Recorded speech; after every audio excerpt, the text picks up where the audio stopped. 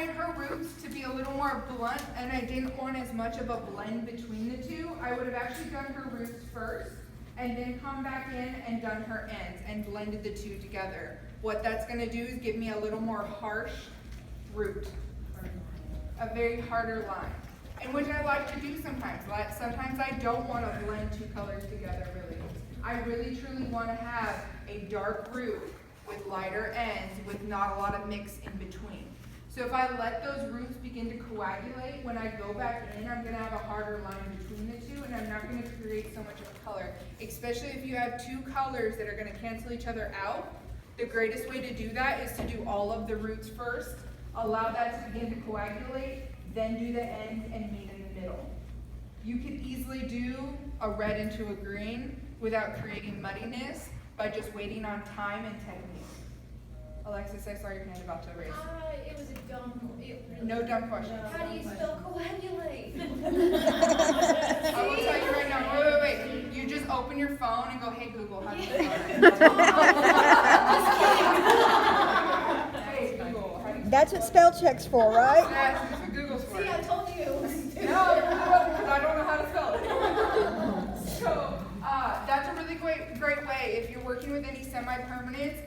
This doesn't exactly work for when you're working with something that has a developer or something that has a chemical reaction happening. But with something with semis, that's a great way. Also, if you're wanting two colors to lay together, try doing one darker color and then laying the light on top. Don't try doing the opposite way, right? You're going to mix the two colors together and it's just not great. So with them, they're just going to go ahead and they're going to apply those roots and immediately start blending because we want to create that in-between color. You don't want to do it, start with the roots, then do the ends. The really great thing about that, when you do all of the roots first and you go back to do the ends, you create even more of that static root technique simply because you can never physically grab the same subsection again. So I will do that if I feel like it's on a short hair client and I can get through it quickly enough to not have that static root, with the technique that I'm doing. If I have a shorter hair client that maybe doesn't have as much hair, I will, within one section, do all the roots first, and as I bring the hair back down, because one thing with finer hair and shorter hair, it's going to be more room for flaw because there's not as many hairs. So because I can get through that subsection much quicker, I will do all the roots first and start at the top and then flop it over on the other side, being careful, of course, that I'm not super messy and creating like blots of color. I will start at the top, go all the way down to the bottom.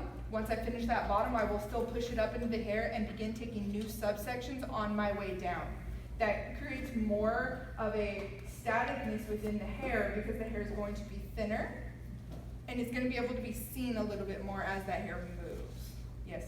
Sorry. Don't say sorry, stop it. I want all the Okay, questions. so whenever you do that, even with one color, do you see a difference when you do okay, I figured as much. Cool. All right, Yeah. thank you. So that's literally, again, just something I have learned that I would love to share with other people because it's not often that people within salons share as much information. That's on the rare side of things. Finding that really strong salon community is hard, which it's okay. Eventually you will find your spot, but don't feel like you're stuck. I got stuck when I went into a suite because I can't ask the four gray walls around me what I should be doing. I had to sort of like venture out and make friends. So that's why I really want you guys to be friends. I told you that I'd kind of come around and I was going to tell you guys why I needed you guys to be friends. Because I want you guys to know that if you're in a shitty salon situation, that you can text that friend from the Memphis Riot and be like, yo, what the hell did she say? I totally forgot. Or, hey, I'm stuck with this formulation. I know you're really good at this. Can I ask you a question? And if you are a true, genuine human who likes to help other humans, you should be able to answer that for them. All right? So by the time we're done with all this, I would love for you guys all to find a new friend because you guys are going to be split into two groups. And those two groups, I want you guys to follow all each other on social media. And same thing, group 1 and group 2. You guys are going to follow each other on social media. And I want you guys to all be there for one another. So if you are like, hey, what did Mimi say about the front? I just can't remember. And the diagram doesn't exactly explain. What was that? You should be able to text them and then answer it for you. We all good with making new friends today? Yes. Because we're all going to be friends today. I feel like we already are. So when these two are done, this should look like the same person applied it. It's going to be the same thing with you guys. We're gonna split that over there, it's already subsection, and I want, by the time that head is done, for it to look like one person did the entire thing. No pressure. So let's start talking about cause and effect, and that's gonna fall into the color formulating and the color correction side of things. Again, I had a lot of you guys raise your hands when it came to color correction. Again, I want to see who in here does color corrections and loves color corrections. So very few of you who happens to just do a lot because they have to. Okay, cool. And then yeah. And then who in here would love to expand into color corrections eventually? So color corrections, they are very good money, but with the understanding of the fact that that may be your only client that day. So it's often that I now get to work beside really awesome people, and one thing is Cassie has built her business on the every 4 weekers. And I am actually sometimes incredibly jealous of that. Because what has happened is her clients are there hell or high water. One, because their bob is maybe like too long for them and it's touching their shoulders. They have to get in and get that cut by her. Or they have gray hair and they want to cover those gray hairs. So that's her clientele. My clientele is incredibly large transformations and color corrections. Now, if one of my clients cancel, that's my entire day. Versus if one of hers cancels, she's got 6 more coming in. So just keep that as a reminder that maybe not fill your whole clientele with color corrections and incredible transformations, but fill them still with the great coverage and the root touch-ups. Do you recommend taking deposits for large clients or even new color clients? Yeah, so it's super easy to actually take a deposit. You can take anywhere from $50 to $100. I feel like it's totally reasonable. If it's going to be like a $600 service, take a $100 deposit. It's going to be a $200 service, make it like a $50 deposit. Super easy. Who in here uses Square? This is going to be for you guys. I don't know about everyone else's processing system. Super easy. You get the person's email. In the email, you can let them know the deposit needs to be paid within a certain amount of time. If not, their appointment's canceled, and now you can fill it with something else. So you can send them a request. It's an invoice. As long as you have their phone number, it's required to have their email. You can put their phone number, their name, and their last name in there. You send it to them, tell them 48 hours before your appointment, or if you really are a stickler for your time, and a week before your appointment, that invoice needs to be paid. You can give them about 24 hours before the invoice is absolutely due to be like, hey, as a reminder, if this invoice isn't paid within the next 24 hours, your appointment will be canceled. That's a really great way if you are having a problem with people that are showing you, canceling on you last minute or anything like that. And it happens, truly. Like, shit happens, you guys. And if you want to be heartfelt and be like, oh my gosh, like, your grandpa passed away, I will absolutely return your $50. But if you're like, yo, my grandpa passed away, I gotta spend a week away, keep that $50 because that is yours. So it's your discretion. Try not to be an asshole. But if you need to be, then do it. Keep that money. That is your time. If I feel like someone gives me within like a certain reasonable amount of time and I can easily fill that within 2 seconds and I want to be a good person, I might return their money. But if not, hey, I'm not going to make as much money that day. I got to keep your $50. I'm so sorry. Any other questions when it comes to deposits and things like that? Another great way, just Venmo. Just be like, hey, I need a $50 Venmo deposit. Here's my Venmo or whatever. Request the money. It gets that way also. So going into the cause and effect that's going to fall into our formulation and color corrections. Now, color corrections can be anything that you honestly want to classify it. There is not a person within our industry saying that this is what a color correction is, or hey, you're a color correction specialist. No one hands you a certificate in our industry and says you are now a color correction specialist. It's how much knowledge you're able to acquire and how quickly you're able to get them done and how good you are at doing them that makes you the specialist. Same thing with pixies. You want to be a pixie specialist. No one's going to hand you a certificate one day and say you are now a pixie specialist. It's going to take you creating the specialist vibe. That's a pretty good word to put in there.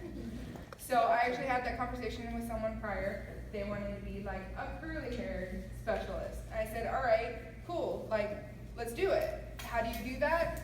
Put it in your bio. Like what? Like, guess what? Now I'm a color specialist. It says it on Instagram.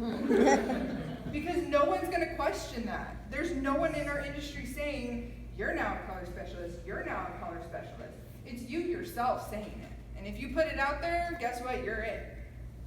Right? And that's like a legitimate thing. Like, no one's gonna hand you that certificate and say, like, hey, you're the best. Now, even within our industry, color corrections is something on the harder side. So that's something a little more advanced. It takes a lot of knowledge to get there. I had this conversation with Mallory. Mallory was going to be doing a color correction from another salon. One thing we don't do, we don't bully. So please don't go out there and be like, so-and-so salon sucks, because this is what came into my salon.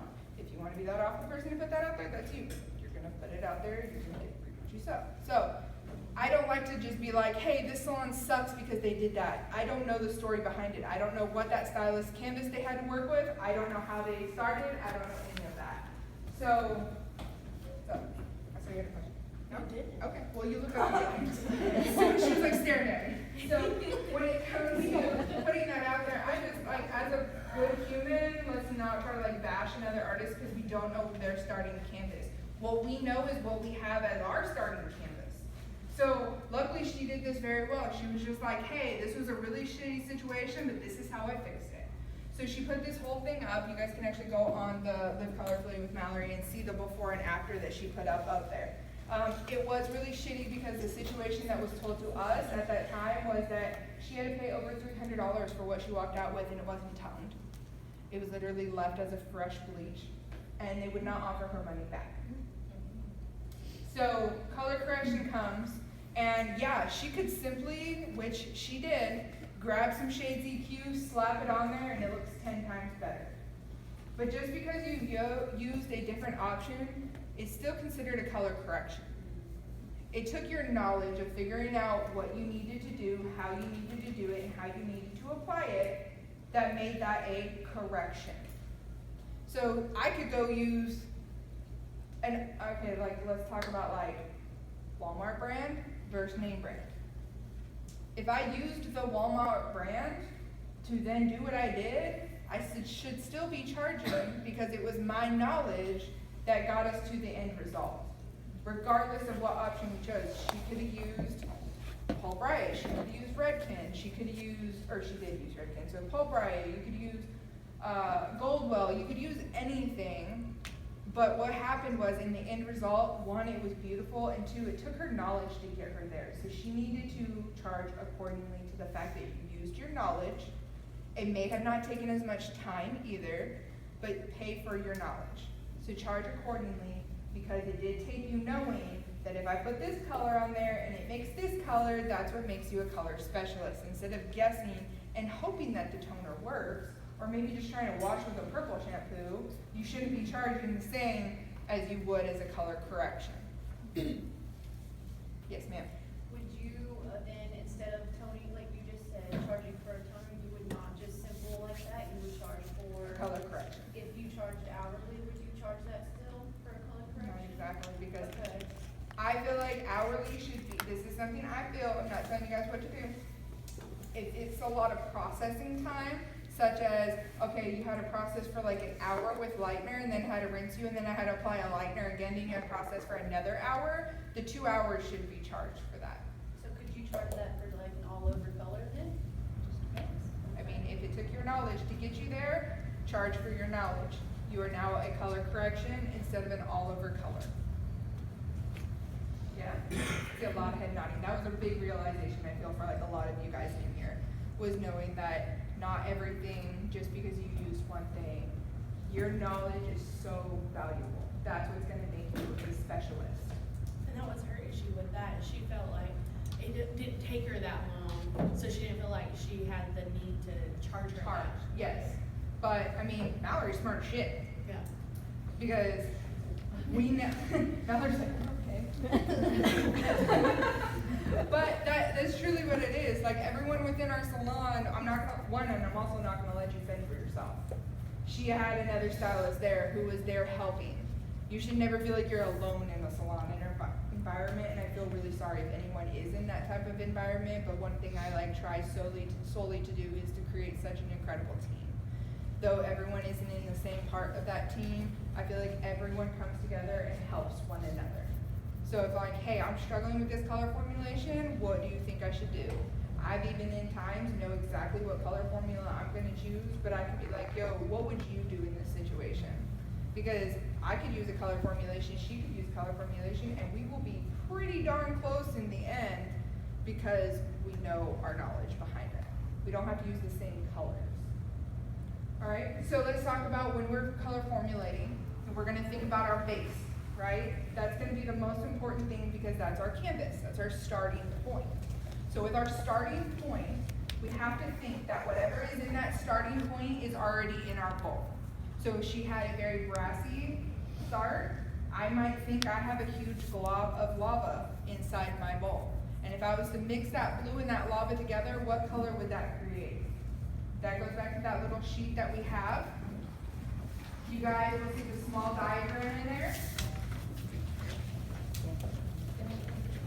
This small diagram right down here will begin to help you because it is the most simple thing that you can imagine, is your three base colors, what those mix to create, and it just kind of feathers out from there when it becomes hues and lows. So these three colors are our primary colors, of course, which is going to be our red, blue, and yellow. And when you put that blue and that yellow base in there, and I, was thinking on the orange side because she's brassy, which is up here, it still comes down to here, I would get green. So it's going to be the same thing if I'm going to have a small aquatic-y hue to some of this because of how yellow she is. But I know that in my brain. And if I didn't want that, I need to accommodate that for some way of canceling that out, either canceling before or canceling during. I've been known to put like ginormous globs of candy in my blues so my blues don't turn green. I am notorious for going straight yellow. I can't get past yellow. I feel like I have so much melanin in my hair. It's the first thing you see is yellow and it just stops there. If I want blues, and I want this blue right here, you guys see my roots? My roots were about as yellow as the blue jean plant right there on her shirt. Right? It was yellow. Did you pre-tell me? No. So if I wanted to cancel that out, all you have to do is put some candy in with your Nirvana, and you're gonna cancel out the green hues that we're gonna have. Okay, so have fun with that. That's just my personal favorite, is to put candy in with my blues. But try it with other things. If I was to put too much red, I would notice I would start getting that purpley tone. So candy for me was our neon pink. Adding it in there, cut out a lot of those green undertones. This is a different story in here, don't judge that. That was a highlight of the trial. I was like, ooh, can I highlight with my hair? And then spot color on top? So basically what you're saying is really, if you wanted to cancel out the murky green that you had under there, you could have just put violet inside of. Just a little bit of violet. I don't always do violet. Mine, sometimes I'll put in just like a reddish tone because the red can cancel the greens. So pinks and reds would cancel the greens that are going to happen. I'm not trying to cancel the canvas. I'm trying to cancel the formulation that will happen between the canvas and the color. Yeah. They're so cute. I really like it. So down here, just keep this like literally in your back pocket until you memorize this. Is if I mix these two colors, what's going to happen?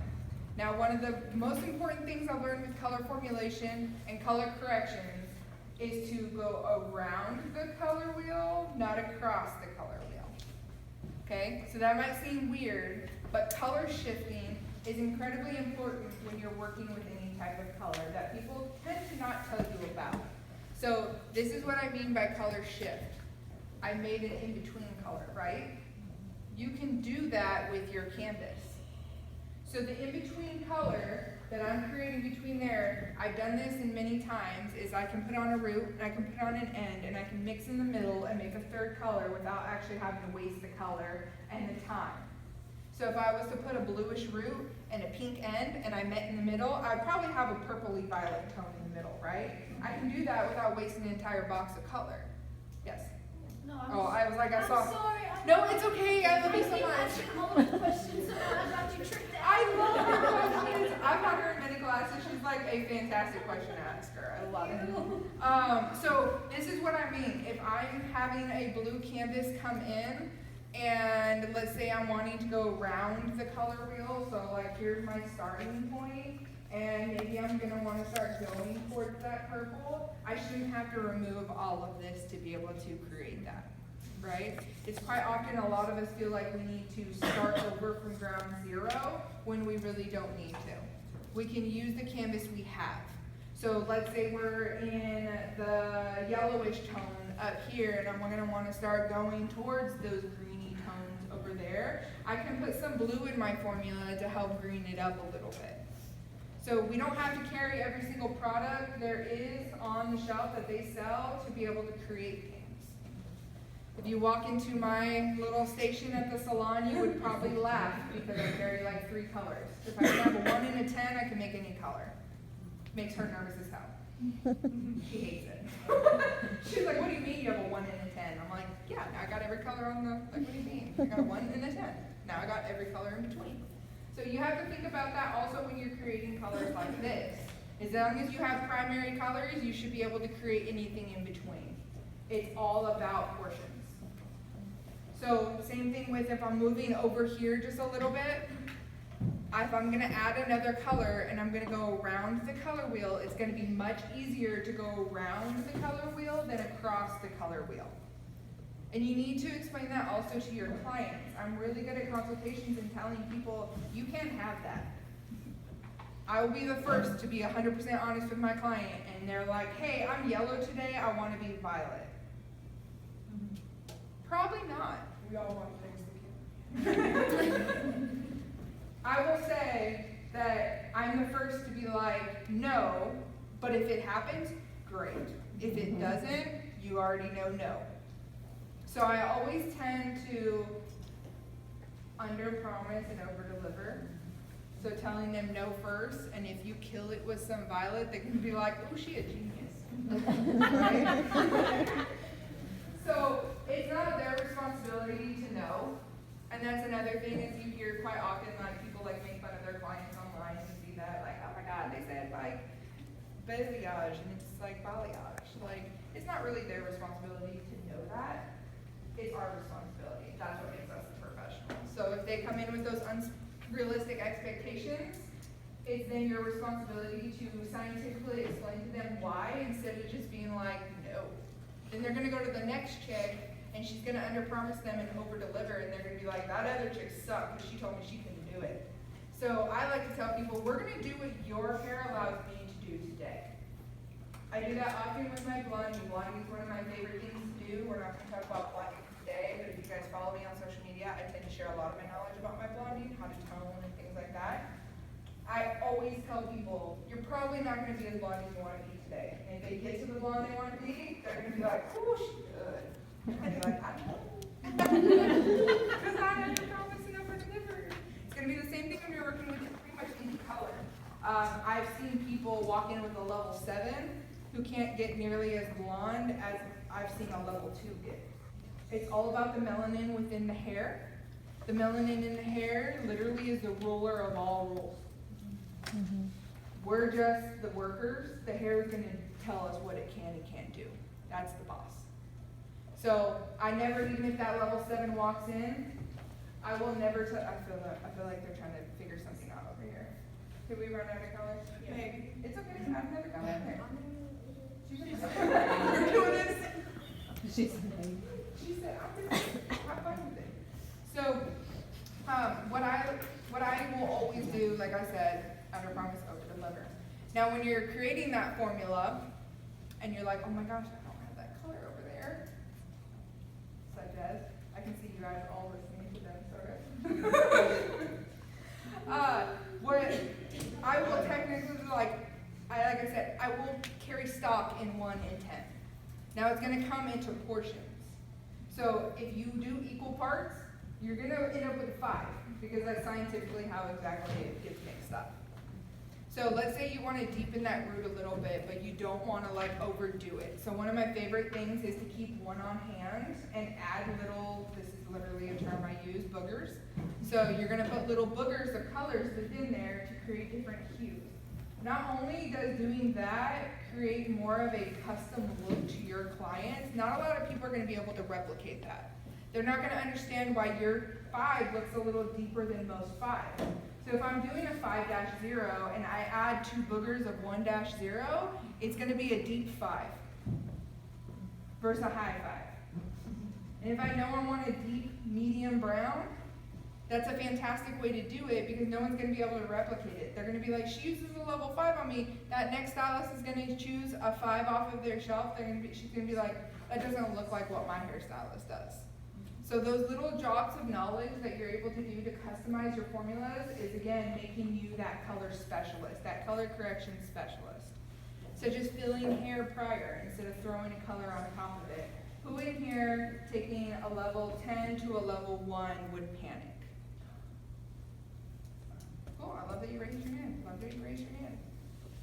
It's quite often people don't realize how much they actually need to fill the hair, even if it's just a little bit. I've seen people have to fill hair from 2 levels to 9 levels. And filling hair is one of those things people just assume I can just slap something on there and it's gonna work. And that's when you get a muddy, muddy color out of it. I know, we all shook our heads because we remembered the one time that happened. Yeah. It wasn't that someone told us, but you're like, ah, damn, she's green. Like, yeah, you know what I'm talking about, because I've done it. Oh, yeah. Like, when I got out of school, I used So Colored, and I thought that I could take someone from a level 10 to a level 2, and I slapped that on there. She was about as green as your shirt. And I was like, And it was an ugly green. oh, it's awful. It's like army green, and her hair felt like mud afterwards. Like, it was awful. Like, we're all human beings. So filling out those tones is going to play, this is fantastic with our Faction 8. So I'm going to show you guys, who in here actually uses Faction 8 on a regular basis? Cool, I'm going to teach you guys about a color line that's very underestimated, and it's our -7s. Who in here, -7s need to be used for all the things. I love the -7s. Now the -7s, and this is going to work for whatever color line you guys may use. So when it comes to the -7s,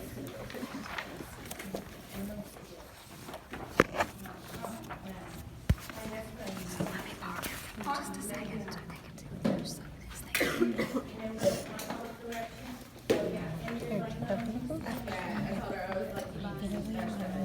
The box color over here and her white, her neon, red. And I used the dash. yeah, this is a fantastic line. This is 7? No, I used the green paint. Yeah. So the -7 series is one of my favorite for color corrections and color filling, okay? So when you're thinking about filling back up the hair, you have to think of it sort of like a funnel. I'm gonna use my little whiteboard over here. So when you're filling back up the hair, for the colors who have been lost means that you have removed the melanin within the hair, which has left you, oh, look how pretty it is. Forgot about those. All right. You need an eraser? I'm good. All right, so you want to think of this V right here as where the melanin used to be, right? So brown hair has the melanin. The white lightened hair no longer has the melanin within it.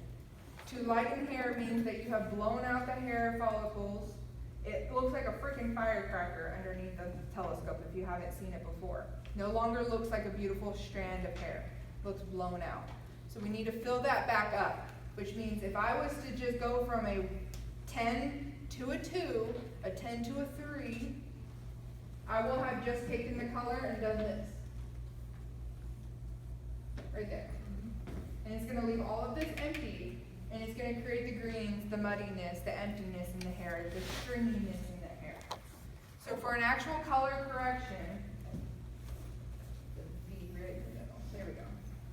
You must fill the hair with the melanin it is now missing to fill back up your little cone. This is going to make sense when I say that hair lifts from red to blonde. Everyone's hair, scientifically, I like that Karen that's going viral right now. Oh, damn. Did anyone see that video? So, what you want to do is apply a red, because everyone's hair scientifically goes through a red stage. So, if your friend says they have naturally ashy hair, their hair may appear ashy, but it is not scientifically possible for you to have ash hair. That is a man-made color. The human body produces melanin, which is red. So we need to fill it with red first. So whatever red that you choose for your ultimate end goal, you're going to fill it with red. You're going to take your client back. They're going to panic because they now have red hair, and you're going to be like, don't worry, watch this. You're going to pull out a green-based color. You're going to cancel out the red in the hair with the green and create a beautiful brown. When I say it's like the most brown of all browns, it literally comes out like that mushroom perfect brown. Filled with red, you have now put green to counteract that, and you've made a perfect brown. Yes? What if they wanted to be like a caramel brown? Would you add even more red into that matte color that you have? So if they wanted to stay on the caramely side, but you need to refill them, go with a lighter red. And that sounds really weird, but to fill their hair, I would go with more of the pinkish red tones. And then I would go back in with a actual red caramel base. So you can add reds to these, absolutely. You cancel out if you want to go too red in the beginning, whatever you choose. Because we can both do the same color correction, do two separate things, and get the same end result. That was my issue, because I used to use on her like a natural copper red, because she's naturally redhead, and she went and bought a box of color, and she got a box of scarlet. So it really came out beautiful. It still had the red tones, but it was screaming at you. So use your canvas. If you want to pre-tone them and put a bunch of red in there, you totally can. There's so many different tools for you to use that. Again, I can totally drop other names now that this is my class. Malibu has direct pigments, if you guys haven't used them before, to refill hair. They are literal little packets that you mix with water and apply to the hair, and it can refill the hair in all three colors. They're fantastic. Not only that, if you notice that your redheads are fading to pinks and are hollow very quickly, refill back up their hair with that. It will give their hair something to grab onto. You also can then coat redheads with it to create the barrier. Cassie does this quite often. She has a redhead that came in. We don't know even to this day how this happened, but the entire top of her hair was like a peach color, right? Yeah, it was like a perfect, like Princess Peach, if you think of that. Like, Yeah, it was but really inside was all red. Like, we still aren't sure It what was just happened. that top layer. Just like, top layer. I feel like she got lazy with her home hair or something. Okay, Yeah, either so that it or could've she been spent this. a lot of time out in the sun. Yes, or it could have been that, so. That's what the Malibu is made for, especially with swimmers. When you Swimmers. have swimmers and different things like that, like if you're trying to take like the green out from the chlorine and stuff like that, Malibu is perfect. Yes, absolutely. I am a huge advocate for Malibu. I can't always push their products. If you come to another one of my classes where I'm teaching for Pulp Riot, you will notice I can't talk about a lot of other products, but this one right here, if you guys don't invest in Malibu, you're crazy. Like, especially if you live anywhere within the South and we have hard water, because our water runs through stone, that's how it gets to us. That color line, or that product line is literally designed to remove all of that. You have things such as CPRs, which we will touch on in just a second, because that will be it. We'll touch on it now. Who in here has actually used a Malibu CPR? Who has not used a Malibu CPR? Okay. Malibu CPR is literally designed to take everything from a hair strand that is not held on by a chemical reaction and remove it. So it will not go inside that cuticle unless it's already open, because nothing can really open it without like developers activated, things like that. But what it will do is if there is box color laying on the outside, because that's often box color actually doesn't enter the hair, it stains the outside of the hair with metallics. It can remove that. It can remove all your hard water. It can take your blonde back to an actual blonde. There's so many things on there. It can lift up to 3 levels of box color. So when you're working with these color corrections, giving yourself the most perfect canvas to begin with is one thing. So yes, she could have walked in like that, but I also could have CPR'd her and probably got a lot of that green out of there and just removed it because it's only sitting on the outside of the hair, yes. So, say tomorrow she's mad, can she use that and get all it off? No. So pulp is not designed to start being removed for 2 weeks. That is a standard. Now she could go in there and try to, and yes, it would lighten a majority of it out, but not yet. Yes. Malibu has a direct dye lifter that would probably do better getting it out those, Yes. like the Malibu or the CPR. So the CPR is like DDL, oxidated. yeah, that also requires something to activate it. Well, the CPR works with just crystals and water. The direct dye remover through Malibu will use a developer. I have seen people mix it with water and get certain results, but the actual instructions will call for that, while CPR is only used. So basically what you're doing with CPR is you're using a mineral to remove minerals. So it's scrubbing the hair like sandpaper pretty much.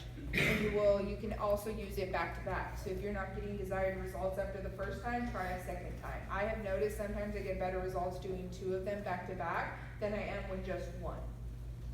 You will also want to fit that, yeah? Did you have a question? Okay. I will say that with the CPR also, that's a lot of time because a lot of the instructions say you put them under the dryer for up to 45 minutes. Work that into your schedules. If they're not your only client that day, be sure they're coming in 45 minutes prior to their appointment to sit under the dryer. So you're not wasting time just, can't wait for this person to be done. I changed your whole world right now. So you're gonna want to, dang it. So 45 minutes prior to their appointment to be clarified, CPR applied and under the dryer, and then you have 45 minutes to work on someone that actively needs your attention. So once you get to that really clean canvas is when you can start making your determination, especially I don't like to make a game plan completely until I am done with my Malibus. So my Malibus will give me a whole new canvas. It may produce more brass or it might take off some of the brass. It's just truly depending on what the hair is going to do. Again, that's why we promise I'm going to do what your hair tells me it can do. This is quite often how many people have their clients on their social media? So like on Facebook and things like that, or maybe Instagram. I get tagged often in like white blonde hair. Like Olaplex will pop up like with this like literal white hair, and my client who fried her hair off 2 months ago will tag me in it and be like, we should totally do this color because we've been wanting this blonde. And this is wording that you guys could totally go back and use. I would never purposely not give you what you want. Those words right there will resonate in that client's brain, and they will be like, oh, she's not just an asshole not giving me white hair. Cool. So, but it's true, because it's quite often I don't know what inside their brain believes that you're purposely not getting them to that white, but I tell my clients often, if your hair could do it, I would absolutely do that for you. But your hair is not allowing me to do that. Your hair is the boss. I'm the worker. Got that? Cool. So when we're talking about filling back up our little V,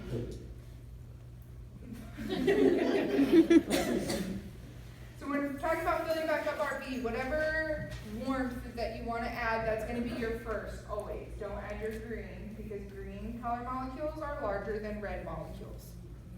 Reds are your smallest molecules. Scientifically, that is why the reds are more permanent than blues and greens and things like that. For the human eye to be able to see the color red, we have able to make that color molecule so tiny it can fit within the hair. Neon colors, for our eye to scientifically be able to be like that is a true neon color, that color molecule must be larger. So it sits on the outside of the hair. That's why there is a difference between semi-permanent and permanent colors. So red is one of the hardest to remove when we're working with colors because it has penetrated the furthest into the hair. That is why we start with red and then continue on from there. So red first to get the smallest color molecule deep down inside there, and work your way into brighter tones such as greens. These color molecules are much larger, so we're canceling them out within the hair. You can also use the 7s to deepen. Yes. So another way to use these, I love to actually glaze my clients' hair who wear their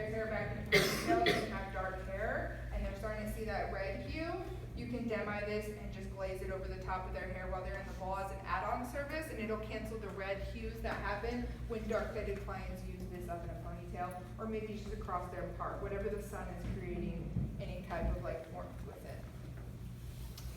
Lastly, I really love to use this for those clients, of course, that have so much melanin in their hair that they truly, truly are like, man, no one can get my hair ashy, this is gonna be it. Because their hair just has so much melanin in it, it immediately goes red. If I am doing a color correction, such as I'm trying to pull red out of the hair and maybe they wanna go blonde, this is a great color because a lot of the times their hair goes pink.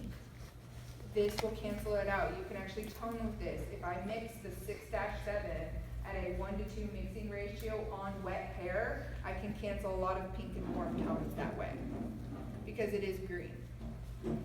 If I mix it 1-to-2, that automatically makes it a demi, anything under 20 minutes. So under 20 minutes with a 1-to-2 mixing ratio will make any of our colors demi. Demi, however you guys pronounce it. Is it still considered demi if you did like the double 10 instead of double 6? Anything Or- 10 and below. 10 below, okay. 10 and below for under 20 minutes makes that higher than a 1-to-1 mixing ratio, immediately makes it some type of demi-permanent. Let me tell you the difference between, does anyone know the difference between permanent and demi? Demi? Go ahead.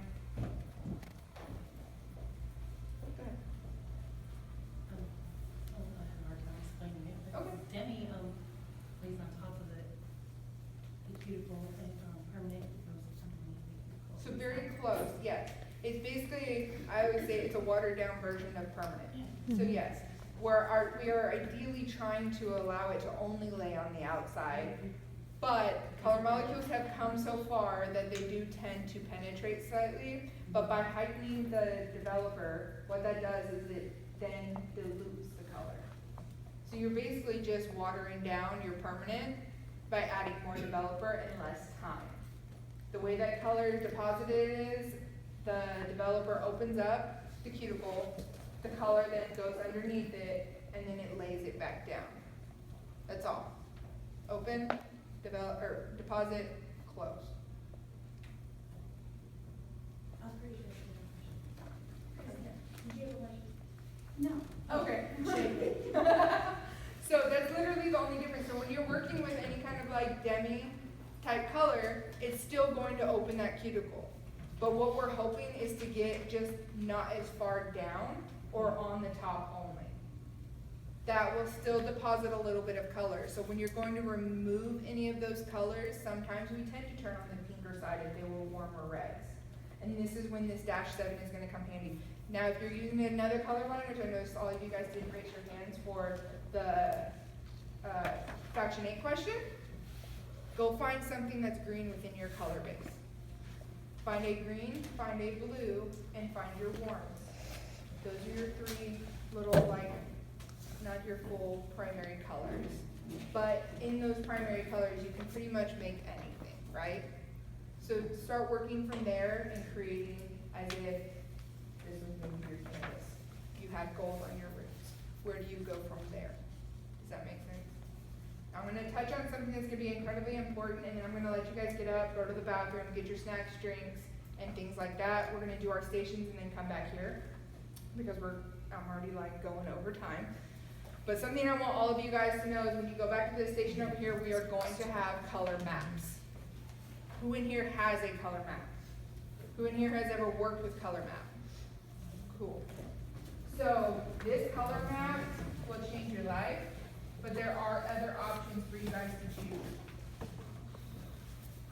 So when you are going to start your color correction, of course we can't do this with our permanent tones, but we can do this with our semi-permanents.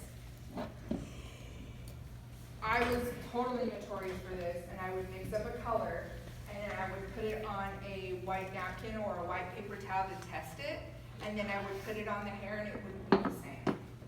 And I'd be like, crap, why did it do that? Because I forgot that that color that's in the hair is in my bowl. This is when these came out. Josh created these right here, and I don't know how people don't work without them now. This is an entire book that you can buy from him. Fulbright also had these if you attend certain semi-classes, which is just 2 colors, but this is a little more understanding. Right here, you have a white canvas for your white blonde clients. Here is a yellowish canvas for your yellow clients. On and on, orange, grass, reds, things like that. When you are mixing up your colors, if I apply this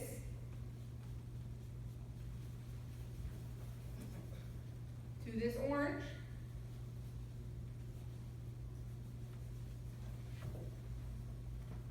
versus this white, I have two completely different colors. So that's exactly what you should be doing when you're mixing any type of colors, is a lot of times I can do this with my brain now, but this right here is such a lifesaver.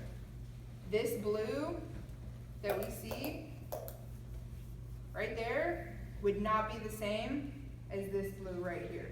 Why? Because that orange is gonna grunge it out, or it's gonna transform the color completely, versus this one right here. I can already see green starting to happen with this. Where do you get those? Online. I will leave this right back there for you guys to see. You can order it straight through his website. He actually just came out with an entire book of like slightly pastel tones also, such as like pinks and things like that for you to test on. Now, before we get up, and I'm gonna go to each station and talk to you guys as I have you guys go there.